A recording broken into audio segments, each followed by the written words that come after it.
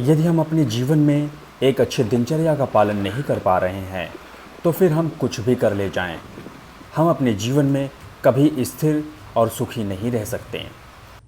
तो आप लोगों को जय श्री राम, जय राम, जय जय राम। तो सबसे पहले उठकर धरती मैया जी का चरण स्पर्श करते हैं, उसके बाद अधिक से अधिक जल ग्रहण करते हैं और यह जल ताम्र के पात्र में ही होना चाहिए। तो सबसे पहले छत पर चले आते हैं, उसके बाद वस्त्र आदि धारण करते हैं। वस्त्र आदि धारण करके सरयू माता जी के तट की ओर निकल जाते हैं। जैसा कि यह यात्रा लंबी होती है, लगभग 35 किलोमीटर की दूरी तय करनी पड़ती है। तो इस यात्रा को तय करने के लिए लगभग 1 घंटा से अधिक लगते हैं। यह यात्रा पूर्ण करके सरयू माता जी के समीप पहुंच जाते हैं। तो सरयू माता जी के समीप कुछ पेड़ पौधे हैं, हरियालियां हैं। फिर उसके बाद तट पर पहुंचकर सबसे पहले माता जी का जल का स्तर देखते हैं। उसके बाद भगवान जी को प्रणाम करते हैं। भगवान जी को प्रणाम करके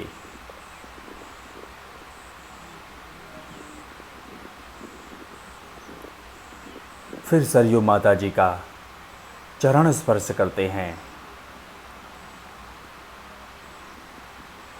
चरण स्पर्श करके उसके बाद स्नान के लिए सरयू माता जी में प्रवेश कर जाते हैं।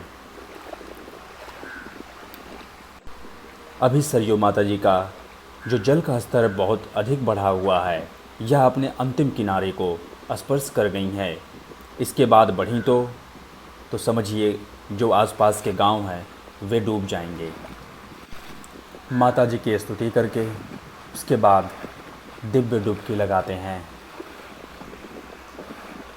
यह स्नान कुछ देरी तक करते हैं क्योंकि बड़ा ही आनंद आता है। तो जब तक मन नहीं भर जाता है, जब तक आत्मा तृप्त नहीं हो जाती है, तब तक यह स्नान करते हैं।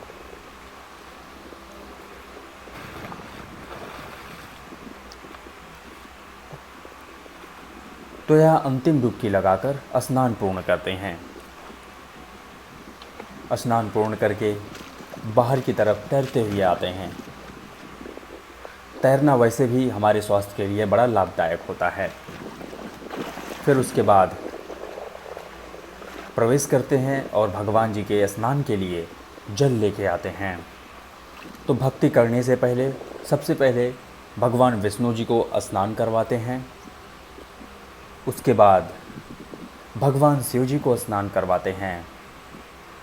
स्नान पूर्ण करके उसके बाद भगवान जी की कृपा से ध्यान, साधना, भक्ति सब कुछ पूर्ण करके जब अपनी आंखें खोलते हैं तो इसी दिव्य दृश्य के दर्शन होते हैं। माता जी का बहता हुआ जल। उसके बाद पुनः कुटिया की ओर निकल जाते हैं। वही समय लगता है कम से कम 1 से 1.5 घंटा कुटिया तक पहुंचने में लगते हैं। तो कुटिया में पहुंचकर सबसे पहले प्राणायाम के आरंभ में वज्रासन में बैठ जाते हैं। फिर उसके बाद अनुलोम विलोम प्राणायाम करते हैं। फिर इसके बाद वीरासन में बैठ जाते हैं। वीरासन का अभ्यास हमें नित्य करना चाहिए। इसी आसन से हमारे वीर की रक्षा होती है। फिर उसके बाद ज्ञान मुद्रा में बैठ जाते हैं। फिर इसके बाद कपाल भारती प्राणायाम का अभ्यास करते हैं। फिर इसके बाद भ्रामरी प्राणायाम का अभ्यास करते हैं। फिर इसके बाद शून्य मुद्रा का अभ्यास करते हैं। इसके बाद अभय मुद्रा का अभ्यास करके आज का प्राणायाम यहीं समाप्त करते हैं।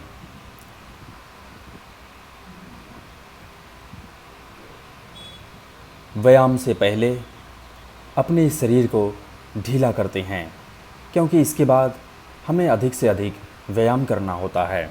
यदि अपने शरीर को ढीला नहीं करेंगे, स्ट्रेच नहीं करेंगे, तो फिर व्यायाम करते समय हमारे शरीर में, हमारे जोड़ों में खिंचाव आ सकते हैं, दर्द उठ सकता है।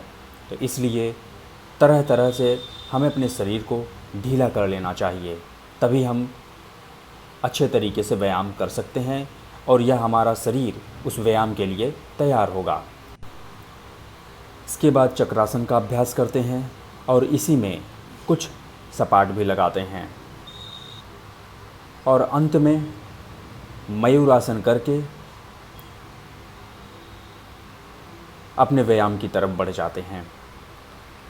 तो हर दिन की तरह व्यायाम का जो शुरुआत होता है वह साधारण सपाट से होता है और सभी सपाट कम से कम 3 सेट में लगाने होते हैं। यह सपाट पूर्ण करके आगे बढ़ जाते हैं। तो सबसे पहले थोड़ा सा आराम करते हैं, फिर उसके बाद कुंभक सपाट लगाते हैं। कुंभक सपाट के लिए हमें एक सांस में ही सपाट लगाने होते हैं।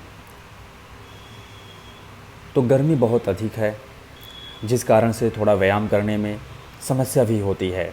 फिर उसके बाद अपना ये स्कैपुला सपाट का अभ्यास करते हैं। आराम से नीचे जाना, फिर उसके बाद अपने शरीर को ऊपर खींचते हुए आना। फिर थोड़ा सा आराम करते हैं, फिर अपना हिंदू सपाट लगाते हैं। हिंदू सपाट लगाकर पूर्ण करते हैं। उसके बाद थोड़ा सा आराम करते हैं। हर सपाट के बाद थोड़ा आराम करते हैं। उसके बाद यह है मेढक सपाट, इसका भी नित्य अभ्यास करते हैं। फिर उसके बाद अपने शरीर को इस प्रकार से बैलेंस करते हैं।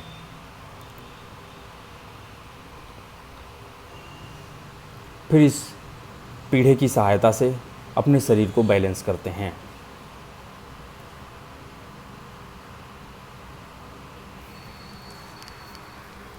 बैलेंस करने से हमारे शरीर में एक स्थिरता रहती है।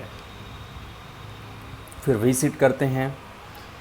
वी सिट पूर्ण करके तो आज छाती के लिए विशेष कर व्यायाम करते हैं। तो सबसे पहले अपने हाथ को एक चौड़ाई में रखते हैं और इसी पर सपाट लगाते हैं।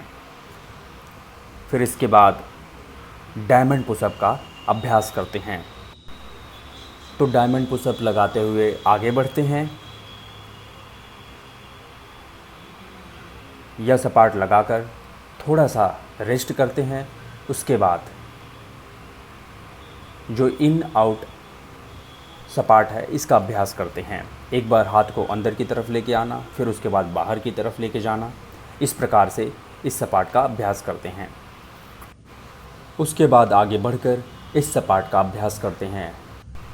इस सपाट को पूर्ण करके डायमंड शेप बनाते हैं और अपने शरीर को पूरा स्ट्रेच करते हैं और इसी में सपाट लगाते हैं। इससे हमारी कमर बहुत मजबूत हो जाती है। फिर इसी सपाट को एक हाथ से अभ्यास करते हैं। पहले बाएं हाथ से, फिर उसके बाद दाहिने हाथ से अभ्यास करते हैं। इस सपाट को लगाकर पूर्ण करते हैं। उसके बाद आगे डायमंड शेप बनाते हैं और इसी पर हिंदू सपाट का अभ्यास करते हैं। फिर उसके बाद डायमंड शेप बनाते हैं और पाइक पुशअप का अभ्यास करते हैं, जिससे हमारे कंधे बहुत मजबूत हो जाते हैं। फिर उसके बाद मुष्टिका सपाट का अभ्यास करते हैं। यह जो सपाट है मुष्टिका और उंगली के ऊपर दोनों मिक्स करके लगाते हैं। फिर उसके बाद अंत में हमारा जो पावर पुशअप है जिसमें क्लैपिंग पुशअप का अभ्यास करते हैं। जब हमारी शरीर पूरी तरह से थक जाती है तब उसके बाद दंड का अभ्यास करते हैं। तो कम से कम 100 दंड लगाते हैं। इसके बाद श्री हनुमान जी दंड लगाते हैं। यह दंड पूर्ण करके हैंड स्टैंड पुशअप लगाते हैं। यह सपाट पूरा करके थोड़ा सा आराम करते हैं और उसके बाद पुलअप्स लगाते हैं। इस व्यायाम को पूरा करके आगे बढ़कर कंधे के लिए इस व्यायाम का अभ्यास करते हैं। तो आज का व्यायाम इसी सपाट को लगाकर समाप्त करते हैं। तो चलिए आप लोग मेरे साथ मिलकर बोलिए, सियावर रामचंद्र की जय, हर हर महादेव, जय शिव शंभो।